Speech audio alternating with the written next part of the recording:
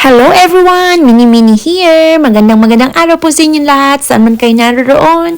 Hello po! So today nga po guys, papakita ko sa inyo. First time kong bumili ng 18K gold na jewelry.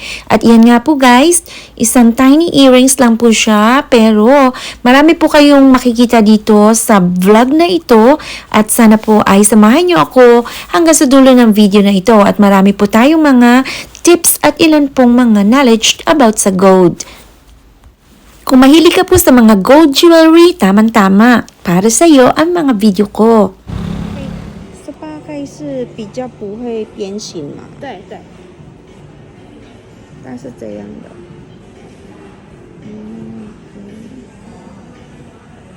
这个耳环是大概多少钱？这个耳环的话是。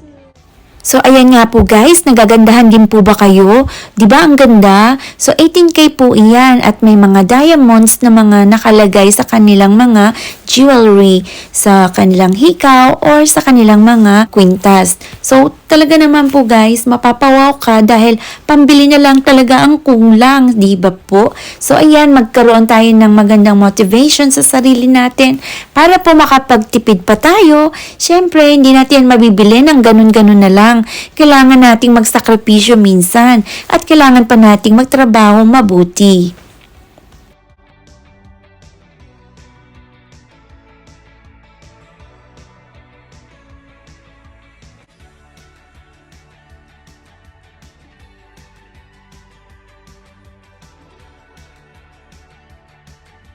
At ang kanilang mga white gold jewelries tulad ng mga necklace na yan at itong mga ring na to, yan po guys, meron po silang mga tiny diamonds na nakaukit dyan.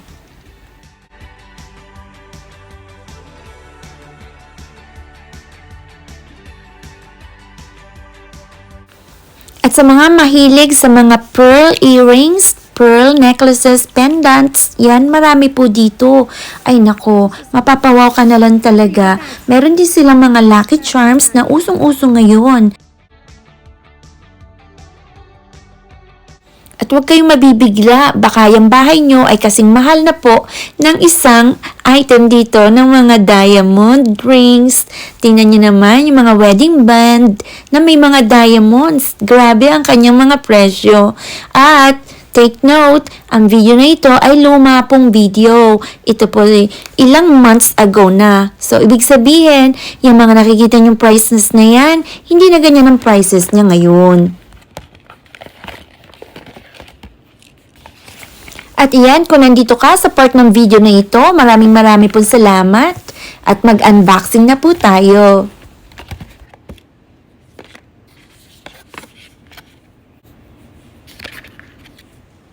So guys, ito na nga po yung drop earrings natin na 18K na meron nga po siyang konting bato or diamond. So, itry po natin. Ang suot ko nga po pala ngayon ay isang white gold. Simple lang po siya na earrings.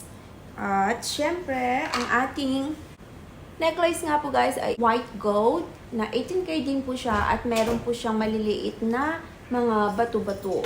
So, ayan nga po. So, ito nga po guys ay madali lang isuot at yan po, ipapasok nyo lang sa butas. At ayan, konting hila lang. Pwede nyo rin po doblehin. Kung natatakot kayo na ito ay malalaglag, pwede nyo rin po itong doblehin. Or dalawang ikot po siya.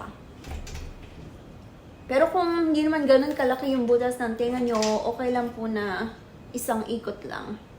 So, pero kung gusto nyo pong umikli, pwede din naman po talaga na dalawang ikot mo siyang ipasok sa butas. Okay, para masikip po talaga guys, hindi ko pwedeng doblehin, so wag na lang. So, ganyan po siya. Alright. So, ganyan po ang kalalabasan. So, nagustuhan ko po siya at masyado siyang bling-bling. Ayan, pag naka pang summer look. Ayan guys. Alright, so, kita niyo po ba guys?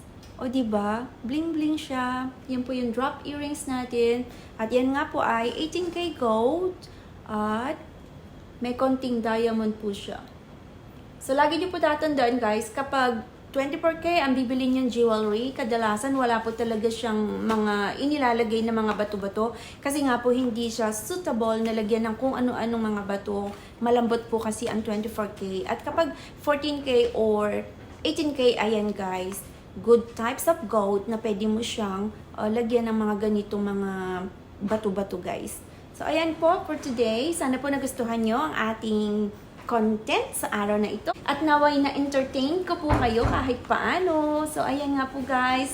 Hanggang dito na lamang po muli. Maraming salamat po sa mga sumama sa akin hanggang sa dulo ng video na ito. At sa lahat po guys na mga napadaan lamang dito at hindi pa nakakapag-subscribe, please subscribe na po kayo. At huwag niyo rin pong kalimutan na i-click ang notification bell na yan guys. Click nyo na po yan para naman po hindi nyo ako makaligtaan sa mga susunod ko pang mga videos. Maraming pong salamat. God bless everyone. Thanks for watching.